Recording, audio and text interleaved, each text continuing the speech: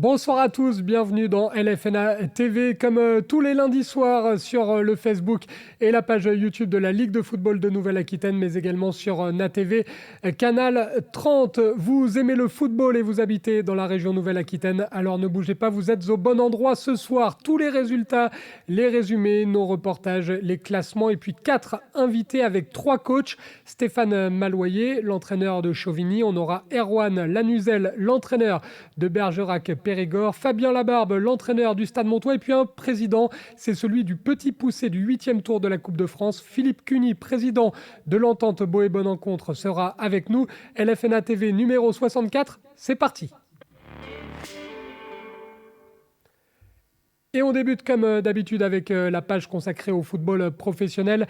La Ligue 2, la 15e journée du championnat de France et la fête gâchée malheureusement pour les Girondins de Bordeaux dans un Matmut Atlantique qui était pourtant, vous le voyez, à guichet fermé pour les 35 ans des Ultramarines 87. Grosse ambiance au Matmut. La faute à une belle équipe de Pau qui est venue gâcher la fête et qui a décroché le nul, un but partout dans ce derby néo-aquitain. Au classement, Bordeaux reste deuxième.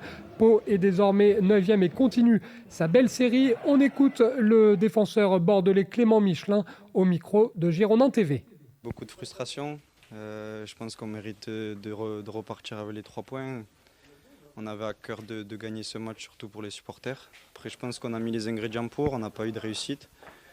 Mais on allait chercher au moins ce point jusqu'à la fin. On a montré une très belle mentalité, il faut qu'on garde ça et voilà, régler encore des petits détails parce qu'on leur a quasiment rien donné, mais voilà, des petites erreurs et ça fait mal parce que derrière on mérite de gagner ce match, donc c'est de la frustration.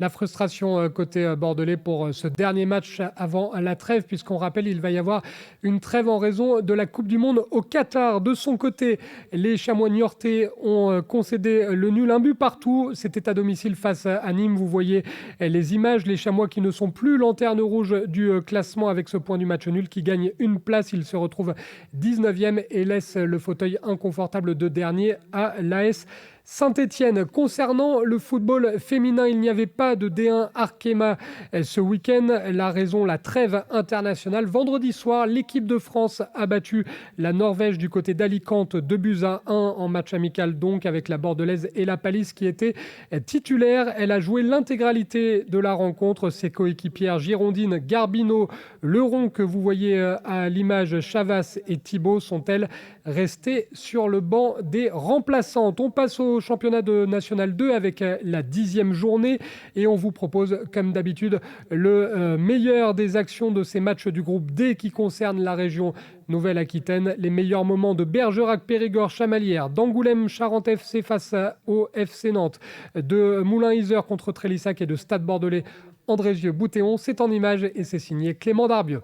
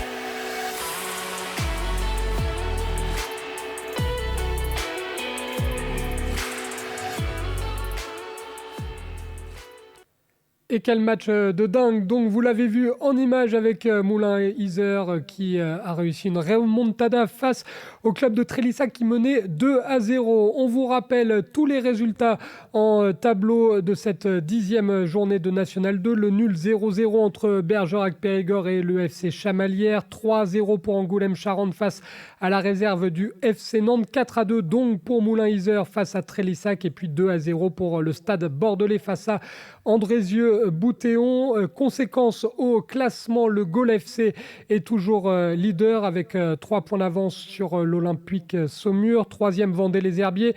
4e Bergerac-Périgord. Le stade bordelais est 5e. Angoulême-Charente est 6e avec 12 points. 14e Trélissac. 15e Bourges et donc 16e Vierzon. Bourges et Vierzon qui comptent 8 points. Un petit point derrière le FC Trélissac. Pour parler de cette journée de National 2 et notamment de la performance de Bergerac également engagé en Coupe de France, on accueille dans cette émission d'LFNA notre premier invité, c'est Erwan Lanuzel, l'entraîneur du club de Bergerac-Périgord. Bonsoir Erwan. Bonsoir. Erwan, dominer n'est pas gagné. Ce week-end, ça en a été la preuve face à Chamalières. On suppose que c'est un petit peu frustrant ce résultat. Oui, oui, le résultat est frustrant parce qu'il ne nous permet pas d'avancer, on va dire, de manière un petit peu plus rapide sur un match à domicile. C'était l'objectif. L'objectif d'associer un contenu performant et d'être capable de se récompenser avec 3 points. Donc oui, forcément, un peu de frustration. Le genre de match de ce championnat qui est très resserré et très compliqué parce que vous avez dominé Erwan et malgré tout on suppose que vous sur le banc vous avez dû avoir peur quand il y a eu le penalty pour le club adverse. Heureusement votre gardien Enzo Pochet l'a repoussé. Oui, oui, bah c'est vrai que c'est un championnat particulier parce que il y a beaucoup d'équipes qui sont homogènes dans ce championnat. Donc forcément, l'équipe qui score la première pardon, a toujours tendance à prendre un réel avantage sur l'autre. Donc voilà, Enzo a été décisif et nous, pour le coup, on n'a pas été trop décisif sur le secteur offensif, donc ce qui nous a conduit à ce match de 0-0. Malgré tout, le bilan en championnat, Erwan, on sait que c'est compliqué. On parlera tout à l'heure de la Coupe de France. C'est compliqué de gérer un tel début de saison. Malgré tout, vous êtes dans le coup, hein. Vous êtes quatrième. Vous n'avez que 2 points de retard sur Saumur qui est deuxième et puis 5 sur le Gol FC, le leader depuis le début de la saison. Ça reste un bilan positif, je suppose. Bah, on est sur un début de saison qui est plutôt cohérent. Après, je regrette qu'on ait perdu quand même pas mal de points à domicile, où on reste sur 4 matchs nuls d'affilée, avec des contenus contre Saumur et Romorantin qui auraient mérité plus qu'un match nul. Donc voilà, un petit peu de frustration, mais on reste quand même sur une série de plus de 11 ou 12 matchs consécutifs sans défaite. On a simplement perdu sur le match d'ouverture à Vierzon. Donc voilà, des petits détails qui, à mon sens, nous permettent de pas être encore, on va dire, sur un rythme qui me conviendrait, mais on est quand même sur un rythme qui est plutôt cohérent. Et en tout cas, le début de saison a été marqué récemment, puisqu'on va parler coulisses avant d'évoquer la Coupe de France. Juste avant la rencontre, il y a eu l'annonce de Paul Fauvel, le directeur général, qui a annoncé qu'il rejoignait la direction du Red Star. On l'avait eu récemment sur LFNA TV. Il nous parlait, évidemment, il était très impliqué dans le projet du club. Ça change quelque chose pour vous, Erwan, ou finalement ça ne change pas grand-chose? Bah, honnêtement, bon, déjà, c'est une opportunité pour Paul qui est quand même intéressante de pouvoir se projeter sur un club de national. En plus, le Red Star, qui est quand même un club mythique du football français. Donc, honnêtement, je peux comprendre que cette sollicitation-là, elle soit quasiment pas refusable. Après, bien sûr que ça change pas mal de choses parce qu'aujourd'hui, Paul était avec nous au quotidien sur les infrastructures du Pont-Roux. C'était un lien direct qu'on avait tous les deux. Donc voilà, on attend un petit peu la nouvelle réorganisation qui va être mise en place pour la saison prochaine. Le point d'ancrage du projet étant le président et le président restant toujours en place, bah forcément c'est quand même une partie qui nous sécurise. Mais après, oui, au quotidien, forcément, ben, on perd. Voilà, on avait nos deux bureaux à côté et c'était très très facile de communiquer. Logiquement, une assemblée générale mercredi, il me semble, pour un petit peu annoncer les changements. Paul Fauvel nous avait déclaré récemment que c'était un club très familial. On suppose que, du coup, quand on perd un membre de la famille, même si on garde le papa, d'un point de vue affectif, c'est sûr que ça peut toucher Erwan. Ouais, oui, bah honnêtement, bah, c'est mon N plus 1, c'est la personne avec qui je discute quasiment le plus avec les membres de mon staff. Donc forcément, quand on prend des décisions, on les prend très souvent ensemble. Donc voilà, forcément, c'est quelque chose qui va nous impacter au quotidien. Mais voilà, comme je le disais aujourd'hui, c'est une réelle opportunité pour Paul de pouvoir s'exprimer sur un club professionnel comme le Red Star. Et je peux comprendre cette prise de décision qui, à mon sens, et pour la suite de sa carrière, est complètement cohérente. Et il y a des points communs en plus entre le Red Star et le club de Bergerac-Périgord, puisque ce sont deux clubs familiaux, deux clubs avec une histoire et deux clubs avec des supporters très attachés au club. D'ailleurs, vos supporters vont forcément être à fond avec le match de Coupe de France, puisqu'on va revenir aux sportifs. Erwan, vous allez jouer une Ligue 2, forcément, on suppose que ce moment qui est attendu va arriver dans maintenant très peu de temps et on suppose que c'est dans votre tête depuis un certain temps. Alors moi, personnellement, c'est dans ma tête que depuis dimanche matin, parce qu'honnêtement, j'avais coché le match de Chamalières comme une rencontre importante de notre bloc de match. Il a fallu digérer un petit peu la déception du match de Chamalières pour pouvoir se projeter sur cette rencontre contre Niort. Voilà, c'est toujours agréable de pouvoir se confronter en Coupe de France face à des adversaires de niveau supérieur. En l'occurrence, là, c'est une équipe professionnelle de Ligue 2. Et puis, je trouve que la parenthèse est plutôt, ou le clin d'œil, pardon, est plutôt sympa avec les deux clubs phares quasiment de la Nouvelle-Aquitaine, avec aussi le Pau FC, mais qui n'était pas dans notre groupe au tirage. Bah, les deux clubs viennent vivre des émotions entre guillemets pour les clubs de Dordogne. Donc je trouve que le clin d'œil est sympa parce que Trilsac reçoit les Girondins aussi et les deux clubs se sont entendus pour qu'il y ait un match un le vendredi soir et un le samedi et je trouve ça très très cohérent et très bien pour le football amateur.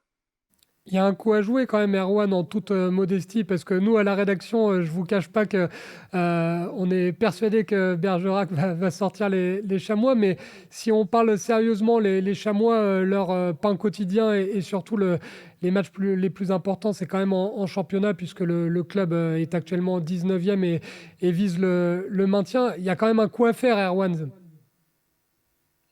Alors déjà, il va falloir rester très très humble par rapport à notre adversaire. Aujourd'hui, on va affronter un club professionnel, un club de Ligue 2 qui a deux niveaux d'écart. Donc forcément, c'est une compétition à part, la Coupe de France. On le sait, on l'a vécu la saison dernière. Il faut être rempli d'humilité. Donc voilà, nous aujourd'hui, on prépare le match pour l'attaquer avec beaucoup d'ambition. Par contre, on s'attend à forcément souffrir par moment, mais on va essayer d'être cohérent dans notre projet de jeu. On va pas s'éloigner de ce qu'on sait faire et on va surtout essayer de vivre des émotions pendant 95 minutes. Après, c'est le contenu qui nous permettra d'écrire une nouvelle page de l'histoire de Bergerac en Coupe de France. Voilà, on le travaille, on est sur cette semaine avec beaucoup de travail, d'humilité forcément, parce qu'il faut pas oublier l'écart de niveau entre les deux clubs, mais on a aussi quand même un petit peu d'ambition sur ce match. Et une chose est sûre, sur le côté sportif, évidemment, il faudra rester modeste, même s'il y a peut-être un exploit à réaliser. Mais l'engouement, lui, il monte petit à petit, hein. On voit sur les réseaux et puis on voit ce qui se passe un petit peu dans l'agglomération de Bergerac. Erwan, vous allez être suivi et quoi qu'il arrive, vous allez être encouragé.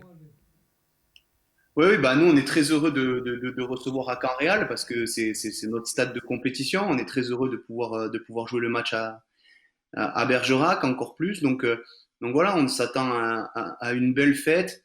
Voilà, la Coupe de France fait partie de l'ADN du BPFC depuis de nombreuses saisons.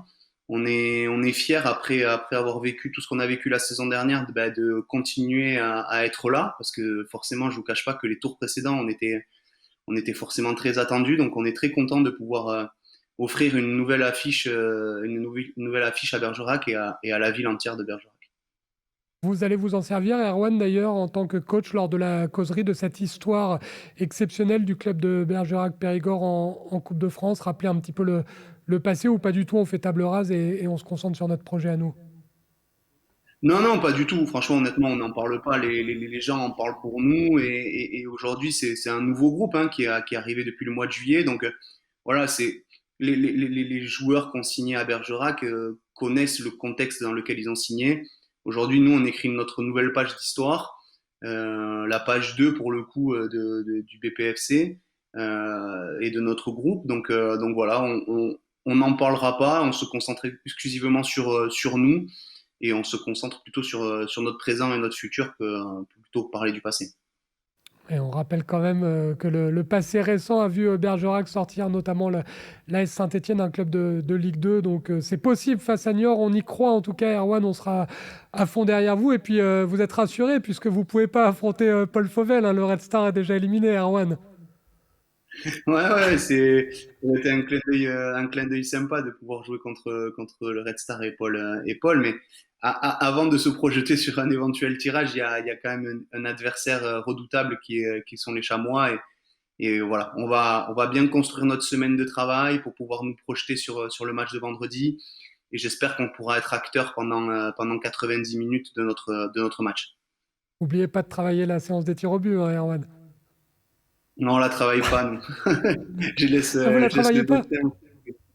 Non, non, non, honnêtement, on l'a jamais travaillé parce que je considère que c'est un exercice qui est au-delà de l'aspect technique, qui est primordial, mais il y a un contexte mental qui est autour de l'épreuve qui est forcément différent et qui est compliqué à remettre en situation à l'entraînement. Donc voilà, c'est libre à chaque joueur d'aller se sécuriser ou pas s'il a envie de tirer, comme je ne décide jamais des tireurs des penalties. J'aurais pas eu le courage moi d'y aller, donc je vais pas décider pour les autres s'ils sont capables ou pas. Bon, on sait en tout cas qu'Enzo Pochet sera sur la ligne et il est chaud et en confiance. C'est déjà ça, Erwan. Ouais, il a bien travaillé cette semaine avec le penalty de Chamalia, ouais, c'est sûr. Voilà, c'est déjà un bon point. Enzo Pochet est en confiance. Il a la main chaude. Merci beaucoup, Erwan. On vous souhaite le meilleur pour ce match de Coupe de France face à Niort et pour l'ensemble de la saison du club de Bergerac-Périgord. Merci beaucoup, bonne soirée. C'était donc Erwan Lanuzel, l'entraîneur du club de Bergerac-Périgord, qui va défier les Chamois niortais en Coupe de France. On en parlera tout à l'heure de la vieille dame, avec notamment en invité le président du Petit Poucet de ce 8e tour côté Nouvelle-Aquitaine, évidemment Philippe Cuny, le président de l'entente Boé Bonne Rencontre. Mais on va vous donner tout d'abord le calendrier de la N2, puisqu'il y a 2 matchs en retard qui vont se jouer le 19 novembre à 18h. Andrézieux-Boutéon face à Moulins-Isère et Angoulême-Charente face au Stade Bordelais. La Nationale 3 maintenant avec la 8e journée. Vous allez voir les résultats en tableau avec la victoire de Châtellerault sur le terrain du Stade Poitvin 2-1.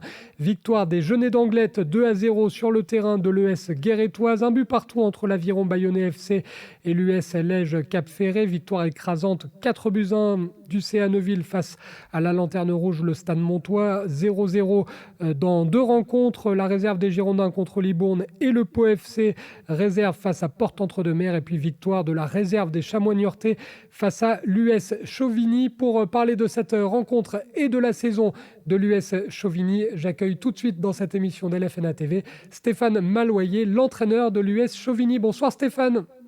Bonsoir. Stéphane Maloyer, on imagine ce week-end que c'était une défaite frustrante au vu du scénario du match. Je suppose que quand on est entraîneur, forcément, c'est le genre de scénario difficile à avaler. Ouais, c'est vrai qu'on était parti avec beaucoup d'ambition sur ce match à Niort, sachant qu'on pouvait être premier tout seul sur ce match-là. Malheureusement, ça s'est pas tourné en notre faveur. Bon, voilà, maintenant il y avait aussi une belle équipe en face, il y avait 8 pros, donc voilà, il y avait 5 joueurs de la feuille de match qui étaient mises contre Neuville, donc c'est vrai que l'équipe a été remaniée relativement avec beaucoup de professionnels sur ce match-là. Donc, mais bon, non, déçu effectivement, mais bon, voilà, il va falloir continuer à travailler, quoi, tout simplement. Les joueurs ont tendance à dire qu'ils n'y pensent pas, mais quand même, quand on peut prendre la tête du championnat, ça a pu, vous l'avez évoqué, ça a pu un petit peu jouer dans les têtes. Ouais, effectivement, il y a des garçons qui aujourd'hui n'ont jamais joué le haut de tableau en national. Donc c'est aussi un apprentissage pour certains. Donc voilà, mais bon, je vous dis, voilà, on avait bien débuté, on a fait quand même on a fait 2 erreurs sur ces 2 buts qu'on doit gommer parce que bon voilà, si déjà on met un but à l'extérieur, je crois qu'on était bien revenu après dans le match en deuxième mi-temps et puis encore une erreur sur un coup franc. Donc bon voilà, c'est des choses qu'il faut, voilà, c'est l'apprentissage encore une fois, mais bon, je vous dis l'apprentissage, il faut vite qu'il arrive pour qu'on puisse être relativement bien encore dans le haut du classement. Si on oublie cette défaite de ce week-end, on le rappelle, 2-1 contre la réserve des Chamois niortais. Stéphane, le bilan du début de saison, on sait que c'est un championnat très resserré, très compliqué à jouer. C'est plutôt un bilan positif. Ouais, c'est un bilan positif. On aurait signé pour être là en début de saison, effectivement.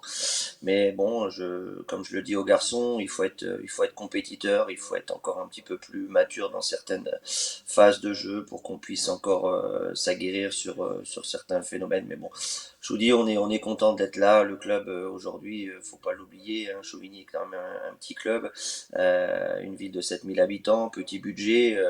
Voilà, si on avait dit en début de saison qu'on serait encore à ce niveau-là, voilà, j'aurais signé de suite. Donc non, on est très content d'être là, mais bon, il faut être encore plus compétiteur. Voilà, je pense qu'il y a des moyens. On a un groupe cette année qui est relativement étoffé. On peut encore faire mieux, et je pense que l'état d'esprit doit être encore mieux. Le groupe est relativement élargi cette année, c'est ce qu'on avait décidé par rapport à l'année dernière, suite au parcours de Coupe de France qu'on avait fait. Voilà, donc on avait décidé de mettre un petit peu plus de matière au niveau du groupe. On a 22-23 joueurs, donc il faut que tout le monde travaille dans le même sens. Voilà, mais bon, j'ai bon espoir pour la suite. Il nous reste encore 3 matchs avant la trêve, donc on va essayer de les négocier au maximum. Au Quelles mieux sont les possible. ambitions du coup dans ce championnat si particulier? C'est compliqué, on suppose, de se projeter, Stéphane, mais sur ce que vous avez Ouais. vu sur les 8 premières journées. Ouais, on voit aussi que toutes les équipes, on voit que tout le monde peut gagner contre n'importe qui, donc c'est vrai que c'est assez compliqué. Voilà, aujourd'hui se projeter, nous on s'est donné comme objectif avec les joueurs et le club d'être mieux classé que l'année dernière, c'est-à-dire l'année dernière on a fini sixième, donc il faudrait qu'on soit si on peut être dans les 4-5 premiers, ça serait très très bien cette année. Maintenant, voilà, il faut avoir encore plus de rigueur pour qu'on puisse, ne serait-ce que par rapport à ce match de ce week-end où on doit revenir avec un point. Je repense aussi au match à Châtellerault, on n'a pas été bon à domicile et malheureusement on a loupé trop d'occasions, donc il faut être un petit peu plus tueur. L'année dernière, on avait peut-être plus cette faculté-là à tuer les matchs que cette année, peut-être pas. Donc voilà, il faut retrouver une homogénéité un petit peu. Et puis je suis pas inquiet, je suis pas inquiet.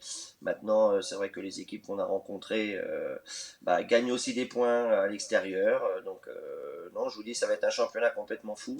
Euh, donc il va falloir se battre sur tous les matchs. Donc il y aura pas de moment de relâche. Et c'est un petit peu le point commun entre tous nos invités, tous les entraîneurs que l'on reçoit depuis le début de la saison dans LFNA TV, c'est souvent de dire que quand on peut gratter un point, il faut le gratter absolument. Là, vous allez avoir un calendrier d'ici Noël et la fin de l'année avec les réserves de Pau et de Bordeaux, mais également l'aviron bayonnais. Calendrier pas évident, hein, Stéphane. Ouais, calendrier pas évident, donc ça va être à nous de bien gérer les matchs à domicile aussi quand on va recevoir Pau. Après, comme toute réserve, on va attendre de savoir aussi s'il y a des redescentes. On sait que pour la Coupe du Monde, il va peut-être y avoir aussi il y a une trêve, donc au niveau des joueurs de Ligue 2, il y aura peut-être aussi une trêve, donc on ne sait pas, mais bon, de toute façon, on s'attend à voir de belles équipes. Faut pas s'occuper, entre guillemets, de savoir qui va redescendre, c'est surtout nous, personnellement, déjà, et puis de bien travailler toutes les semaines là, qui nous restent là, jusqu'au 11 décembre, et puis je vous dis, on fera le point, on s'est donné un objectif, il y a 9 points à prendre, si on pouvait prendre 7 points sur les 9 qui arrivent, ça serait relativement bien. Et on fera un nouveau point ensemble. On vous réinvitera pour voir si les objectifs ont été atteints. Merci beaucoup Stéphane. Stéphane Maloyer, on le rappelle, l'entraîneur de l'US Chauvigny qui était avec nous dans la FNA TV. Merci Stéphane. Merci, bonsoir. C'était Stéphane Maloyer, l'entraîneur de l'US Chauvigny, qui est toujours sur le podium du classement. Vous allez le voir tout de suite avec les Girondins de Bordeaux, 2 qui sont en tête avec un point d'avance sur le stade Poitevin. Chauvigny est donc 3e devant Libourne et le CA Neuville, 6e les Genêts d'Anglet, 7e Châtellerault avec le même nombre de points que l'Aviron Bayonnais FC qui est 8e. La réserve du Pau FC est 9e. L'ES Guérétoise 10e, Porte-Entre-deux-Mers 11e, la réserve des Chamois 12e, l'US Lèche Cap-Ferré 13e avec 6 points. Et puis un seul petit point au compteur pour le Stade Montois qui est lanterne rouge du classement. Avec nous dans LFNA TV, l'entraîneur justement du Stade Montois, Fabien Labarbe est avec nous. Bonsoir Fabien. Bonsoir à toutes et à tous. Fabien Labarbe, donc vous avez été nommé récemment entraîneur du Stade Montois. On va revenir sur les résultats, mais juste, je voulais savoir avant, vous avez été joueur du club, vous avez été entraîneur adjoint, même s'il y a beaucoup de boulot, on l'imagine, ça doit être avant tout une fierté. Ouais, alors c'est vrai que j'ai eu un parcours de joueur de N1, N2, N3. Je suis passé par le Pau FC, je suis passé par l'Aviron Bayonnais Football, le Vendée Les Herbiers Football Club, l'AS La Châtaigneraie, et puis j'ai fini mon parcours de joueur au Stade Montois Football pendant 4 saisons sous la houlette de Pierre Aristoï.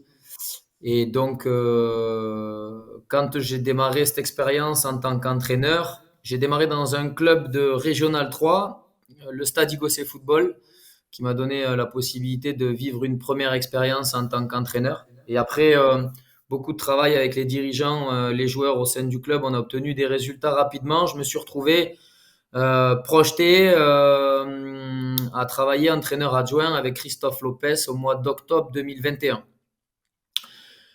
Le départ de Christophe fait que je me suis retrouvé intronisé en tant qu'entraîneur depuis 22 jours à peu près là maintenant. Quand j'ai commencé cette expérience en tant qu'entraîneur, j'ai toujours eu la volonté d'essayer de me rapprocher le plus vite possible du niveau dans lequel j'avais évolué en tant que joueur. C'est chose faite dans un contexte qui est particulier, mais je pense que quand on travaille pour obtenir des résultats ou pour atteindre des objectifs, les moments ne sont jamais les plus opportuns. Donc il faut faire avec une situation qui est celle qu'elle est. En tout cas, c'est sûr que c'est une fierté pour moi, à l'âge de 41 ans, depuis 2 jours, de pouvoir être entraîneur en National 3, ça c'est sûr. Et on vous souhaite évidemment, avec un peu de retard, un bon anniversaire. On sait ce que c'est de dépasser la quarantaine. C'est mon cas également depuis peu. Le fameux déclic psychologique dont on parle souvent, Fabien, a eu lieu, c'était face à Guéret. On s'est dit, tiens, Fabien a réussi à relancer. Là, il y a eu un petit coup d'arrêt. C'était logique face à un gros adversaire comme Neuville ce week-end. Oui, alors ce qu'il faut savoir, c'est que du point de vue comptable et de la situation et du contexte dans lequel nous travaillons en ce moment, les joueurs sont sous pression constamment. C'est un contexte qui est délicat quand on veut travailler et œuvrer dans une certaine atmosphère sereine et calme. Les joueurs ont répondu présent et ont fait un très bon match face à Guéret. Ce week-end, le résultat, pour ma part, ne reflète pas la physionomie de la rencontre. Je pense qu'on a fait une très très bonne première mi-temps. En étant lanterne rouge de cette poule et en jouant chez le 4e, un club avec des ambitions dans ce championnat, on a très très bien figuré. Une première mi-temps avec beaucoup d'intensité, beaucoup d'ambition. Même si on prend un but sur corner direct, on a réussi à se créer quelques occasions. On manque, je pense, on manque d'efficacité, de détermination, de présence dans la zone de vérité. On a fait une deuxième entame de mi-temps très intéressante. On arrive à revenir au score avec un but marqué sur une attaque placée. Et ensuite, certains événements liés à peut-être un environnement qui nous est pas favorable, de par les résultats et de par cette spirale négative qui nous colle à la peau depuis le début de saison. En corner, on prend un but sur corner 2-1. Derrière, une frappe anodine détournée par un de mes défenseurs qui prend le gardien à contre-pied. 3-1. Et puis sur la fin du match, on a payé certainement physiquement tous les efforts que les joueurs ont fournis pendant les 70 premières minutes de ce match. Donc le mot de fin de ce match, c'est de s'appuyer sur les choses positives. De dire aux joueurs aussi que parfois on prend quelques risques dans l'utilisation du ballon et il faut davantage les maîtriser. Quand on arrive à revenir à un partout dans un match tel que celui-là, j'aurais peut-être dû insister sur l'objectif de garder ce point précieux et peut-être accompagner les garçons dans une fin de match un peu plus euh, défensive et rigoureuse. On le sait, vous avez raison, le moindre point va compter dans ce championnat très compliqué, très resserré. Vous avez déclaré récemment, Fabien, que vous aviez multiplié les entretiens individuels lors de votre arrivée en tant que numéro 1. Vous les avez sentis comment à ce moment-là, vos joueurs dépassés, motivés, en manque de confiance? Dites-nous un petit peu quelle était l'ambiance générale. Euh, Alors, aujourd'hui, j'ai une vingtaine, il y a un peu plus de 20 joueurs, voire même 25 à rencontrer. J'en ai vu un peu plus de la moitié. Euh, à ma grande surprise, tous les joueurs sont concernés, tous les joueurs sont impliqués. Mon discours, il est clair, il est simple. Euh, Chacun a rencontré déjà des moments compliqués dans une vie. Là, on parle de moments sportifs. Il est évident qu'il y a des choses bien plus graves euh, dans la vie. Euh, ces moments sportifs sont délicats, compliqués, et la seule manière de pouvoir les affronter, ça va être de les affronter ensemble. Euh, il est aussi important que chaque garçon, le matin, au réveil, puisse se regarder dans une glace en ayant le sentiment de faire son travail et de le faire du mieux possible, d'y mettre toute son énergie et puis toute sa concentration, toute son implication pour le bien du club et pour l'objectif sportif qui doit être commun. Après, je sais que les joueurs, forcément, se questionnent quand même quant à leur avenir. Parce que quand on est dans un contexte tel que celui-là, mais pour le moment, tout le monde est impliqué, tout le monde est concerné. Les joueurs sont solidaires entre eux. Ça se voit sur le terrain, ça se voit la semaine au cours des séances de travail. Et c'est ça le plus important pour ma part. Oui, ça va être l'objectif. Quoi qu'il arrive, Fabien, c'est aussi que les joueurs reprennent du plaisir. Oui, oui. Alors, footballistiquement, dans l'immédiateté de la situation, on est en train de travailler à remettre des choses simples en place, tactiquement, défensivement surtout. On travaille aussi à remettre en place une dynamique de compétitivité parce que je pense que un joueur ne peut être performant que lorsqu'il s'entraîne la semaine pour jouer. Euh, il faut que tous les joueurs aient la confiance du coach. C'est ce que j'essaye aussi de donner, de transmettre comme message. Les garçons qui sont impliqués, qui travaillent la semaine, qui sont à l'écoute des consignes, qui sont dans l'intensité, peuvent être tous amenés à participer aux rencontres le samedi. Il y a plus de, il n'y a pas de statut privilégié. Les joueurs d'une certaine expérience le savent, le comprennent et l'acceptent. Les jeunes joueurs à un potentiel intéressant doivent se battre pour essayer de se rapprocher le plus possible de ce niveau de National 3 parce que, parce que avec cette refonte des championnats et le nombre d'équipes qui vont être amenées à descendre de niveau de la Ligue 1 jusqu'au niveau régional, il va y avoir de la casse. Et la guerre, elle se déroule tous les week-ends pour toutes les équipes, que ce soit Poitiers, Neuville, ou l'Aviron Bayonnais, ou Anglet, ou Châtellerault, etc. Je pense que la saison va être haletante et difficile pour tout le monde, qu'on soit dans le bas du tableau ou dans le haut de tableau.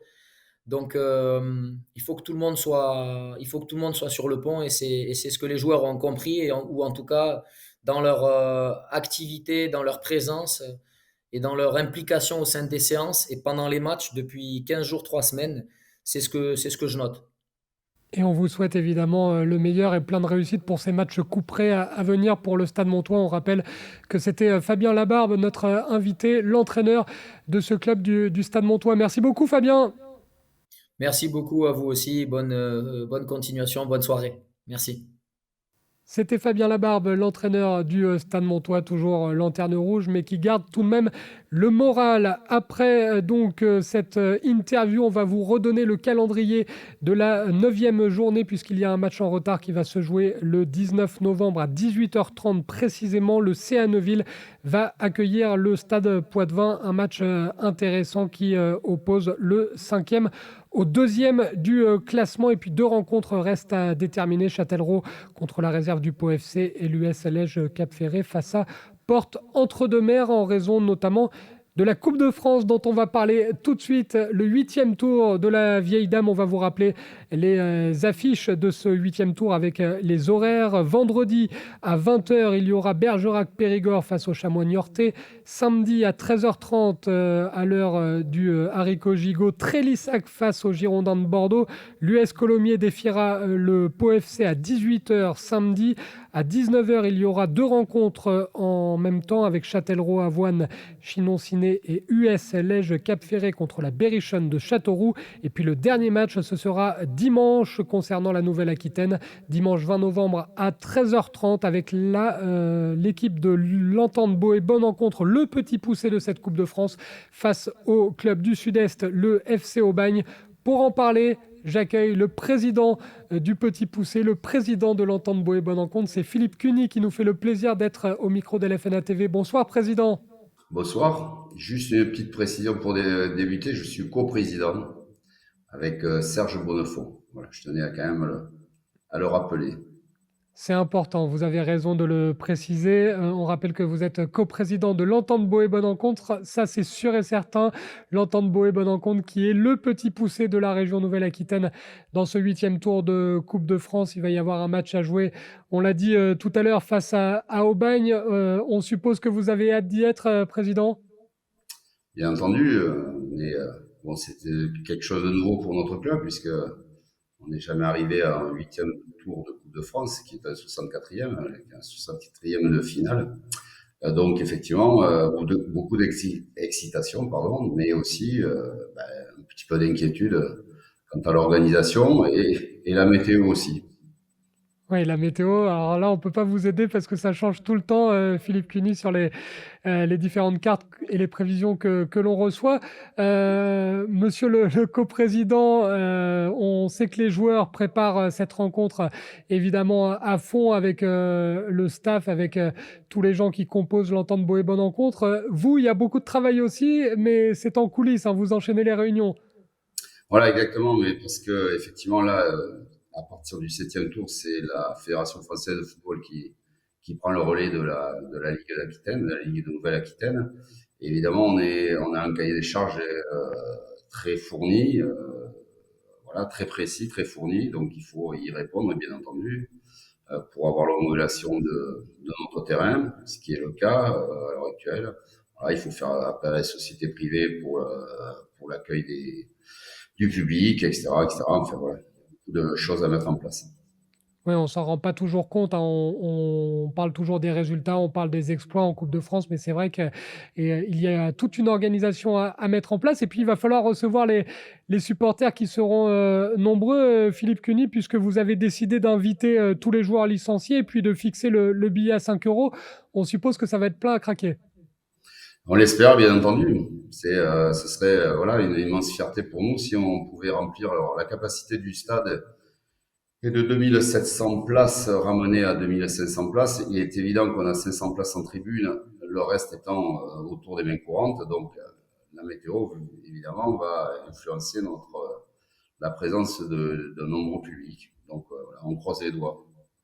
Ça monte là, président, on est lundi, c'est que le début de la semaine, il y a eu le championnat ce week-end, mais ça monte un petit peu là dans la ville, vous en entendez parler quand vous croisez des gens dans les commerces, à la boulangerie, à la boucherie, on vous arrête ou pas là, président? Pas encore, mais on est vraiment en lien étroit avec la mairie et Madame le maire Pascal Huguet. Donc, je sais qu'elle va solliciter les commerçants pour justement afficher les couleurs de la ville et de notre club. Voilà, au niveau aussi d'avoir des animations autour de la mairie. Enfin voilà, des publicités aussi sur la panneautique de la mairie de la ville de Roubaix. Enfin voilà. On a toute une série d'animations effectivement autour de ce match de la part de notre ville. On rappelle match contre Aubagne pour l'Entente Boët-Bonencontre. Il y avait du championnat. Évidemment, c'est le pain quotidien de tous les clubs amateurs, que ce soit en Nouvelle-Aquitaine ou partout en France. Vous avez concédé le nul 0-0 ce week-end. C'était face au stade Igocé, Philippe Cuny. On se pose toujours la question, est-ce que comme les pros là, qui ne voulaient pas se blesser avant de partir à la Coupe du Monde, est-ce que chez vous, il y a eu aussi un petit peu d'appréhension parce qu'on n'a surtout pas envie de louper un moment historique pour le club? Bah, je pense qu'inconsciemment, même si on a tout fait pour bien entendu essayer de l'emporter, inconsciemment, ça agit sur le mental des joueurs. Pour autant, on a fait une très bonne première mi-temps, voilà, face à une équipe qui a vraiment, qui a joué, une équipe qualifiée en huitième de tour de Coupe de France. Donc voilà, avec beaucoup d'agressivité, voilà, et une prudence défensive. Donc ça a été un match compliqué. On n'a pas réussi à marquer rapidement, et donc voilà, on a concédé le match nul. Évidemment, il faut pas, on n'oublie pas et que tout ça, voilà, on a pas mal de matchs en retard et que le plein quotidien, comme vous l'avez dit, c'est notre championnat. Donc il faut pas y laisser trop de plumes non plus. On avait eu votre staff à l'antenne d'LFNA TV, Philippe Cuny, mais on vous avait pas eu vous.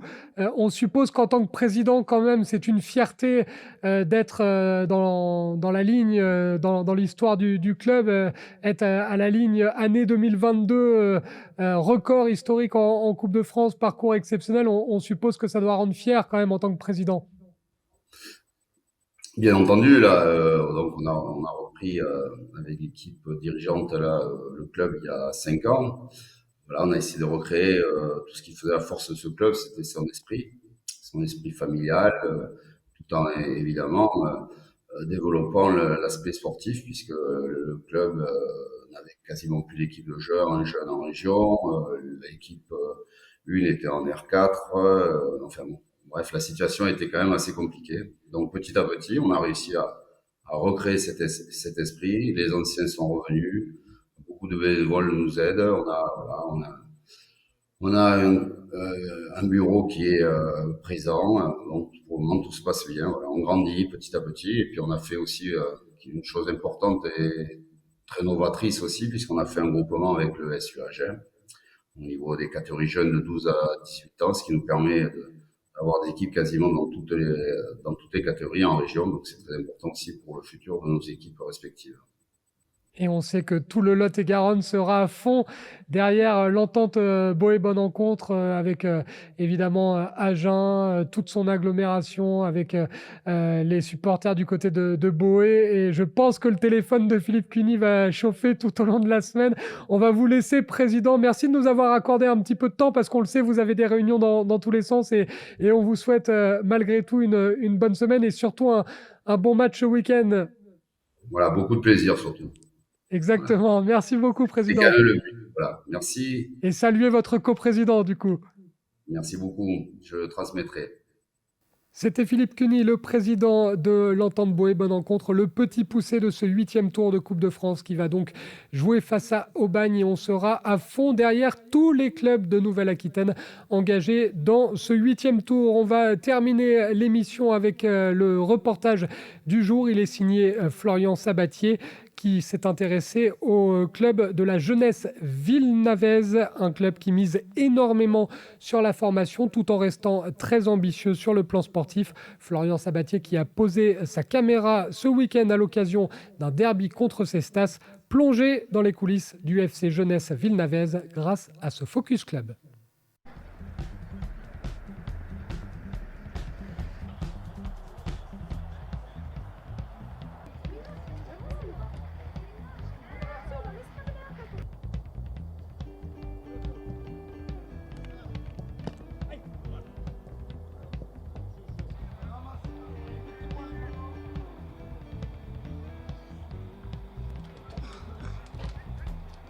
Après, de toute façon, quand on reçoit, l'objectif est de gagner, quoi qu'il arrive, quel que soit notre adversaire. Aujourd'hui, notre position au classement, on est au même nombre de points, qu'on l'a dit, fait que il faut qu'on gagne d'abord. Et après, il y a la notion de derby. Voilà, la notion de derby, alors c'est sympa parce que les coachs, on se connaît, les joueurs, ils se connaissent, c'est toujours une petite rivalité. À la fin du match, tout ça est oublié. Mais chaque club aime bien montrer que c'est lui encore qui reste au-dessus de l'autre. Donc voilà, donc ça sera un bon match parce qu'il y a une bonne équipe avec des bons joueurs, un bon staff en face. Donc voilà, après ce qui compte, c'est de faire un bon match, nous, de continuer à faire ce qu'on essaie de faire depuis le début de la saison. Et puis voilà, après il y a toujours la notion d'état d'esprit, de capacité à se surpasser sur des matchs. Et peut-être que demain, il va falloir le faire pour gagner. Un tournant, j'ai pas envie de dire un tournant, parce que tu gagnes demain, c'est pas pour ça que ce sera la fête et qu'on est arrivé. Si tu perds demain, par contre, tu te mets un peu le feu et le bilan pourrait un peu s'améliorer en gagnant. Et au contraire, si on perd, on basculerait quand même dans la deuxième partie de tableau. Donc c'est un match important, qui plus est à domicile où on n'a pas encore gagné. Mais un tournant, je pense que c'est un peu trop tôt pour le qualifier de tournant. Après oui, je pense qu'on doit avoir l'ambition de figurer en N3. Après, c'est pas facile, il y a d'autres clubs qui sont armés, dans notre poule notamment.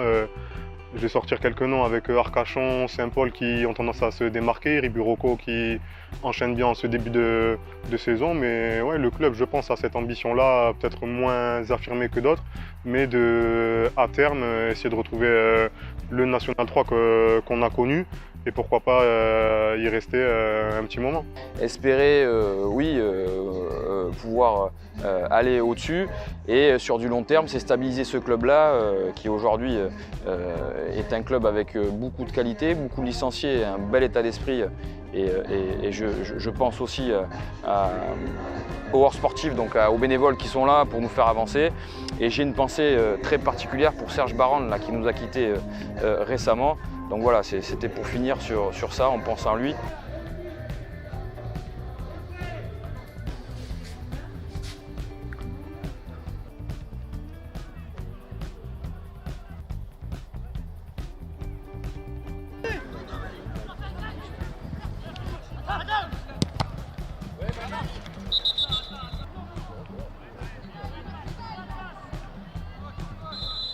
Effectivement, la saison dernière, les U17 avec leur coach Irvine et Benjamin ont réussi à atteindre la finale Nouvelle-Aquitaine en U17 et la finale de Coupe de Gironde. 2 finales mais avec 2 défaites. C'était un groupe qui vit ensemble depuis les années U11. Donc chaque année en fait ce groupe-là vit ensemble. Ils ont perdu 3 joueurs qui sont partis dans des gros clubs. Un joueur qui est parti au Girondin actuellement, qui s'appelle Enzo, Luigi qui est parti à Guingamp et ils en ont perdu 2 ou 3 un peu à droite à gauche. Mais voilà, c'est un groupe très uni qui vit ensemble, qui est actuellement en U18. Et c'est la future génération qui va intégrer ensuite bientôt les seniors. Et effectivement, notre slogan c'est Jeu et valeur. On apporte beaucoup d'importance aux valeurs, tout ce qu'on enseigne aux enfants, donc parce que voilà, ce sont des jeunes joueurs et ce sont des enfants. On est là pour les éduquer sportivement, mais aussi leur apprendre des choses autres que le sport et ce que le sport peut leur amener.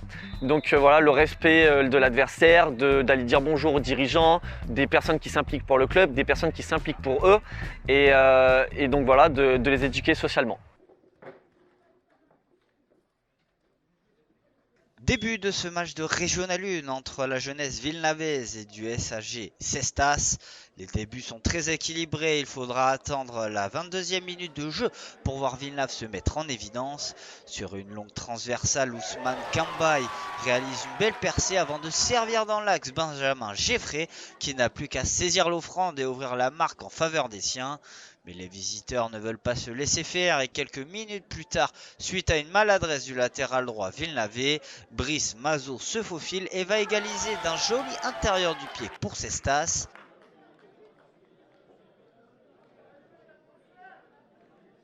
Et fin de cette première période où les deux équipes se quittent dos à dos. Au retour des vestiaires, les débats sont toujours aussi équilibrés entre les deux formations. Il faut attendre un corner de la droite vers la gauche pour voir Villeneuve se montrer une nouvelle fois dangereux. Mais cette fois-ci, le ballon atterrit dans le petit filet. Nouveau coup de pied arrêté de la gauche vers la droite. Et cette fois-ci, Benjamin Geffrey va inscrire l'un des buts du week-end avec cette aile de pigeon qui laisse le gardien adverse bloqué sur sa ligne.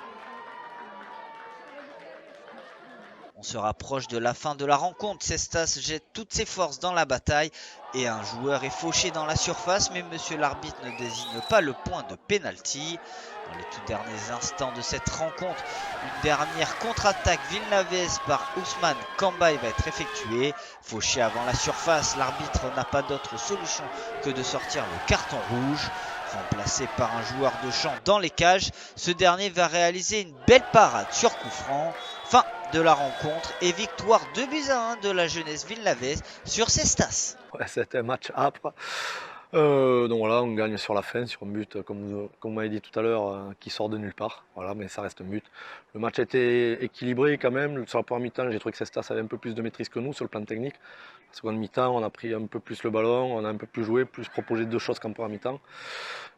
Plus de situations surtout. Cestas, si je ne dis pas de bêtises, a une situation sur la deuxième mi-temps, plus une action litigieuse peut-être.